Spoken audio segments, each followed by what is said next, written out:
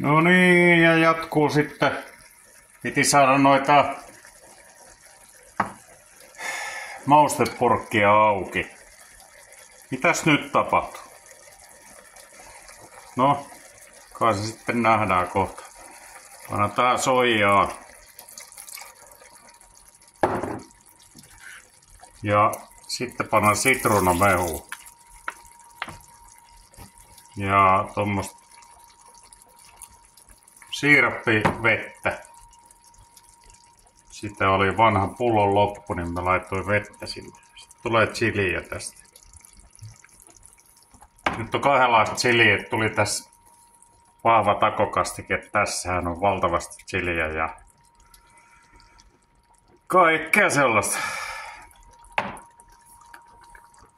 Vähän pyöräytellään tätä ja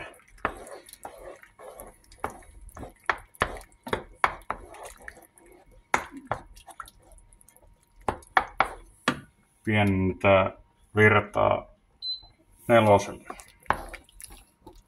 Perunat on... No niin, siellä on hienot sormet taas kuvassa. Ja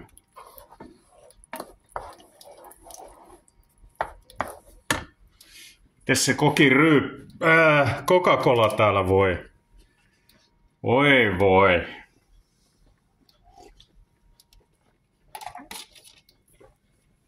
Oh. No joo, on selkä kipeänä. Voi hyvä ihme.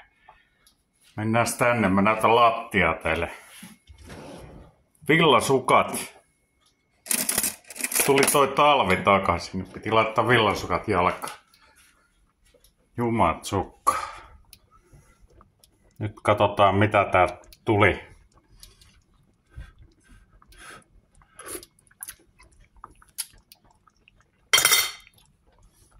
Aika hyvä. Otetaan täältä salakätköstä niin tämmönen musta pippuri ja pannaan sitä vielä tonne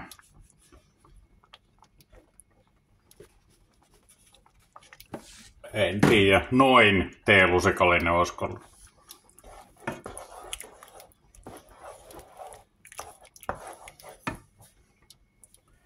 Sitten anteeksi, sattuu selkää. Ei tykkää tästä hommasta. Seisomisesta. Ei pidä seisottaa liikaa, niin ei tuu selkä kipeäksi.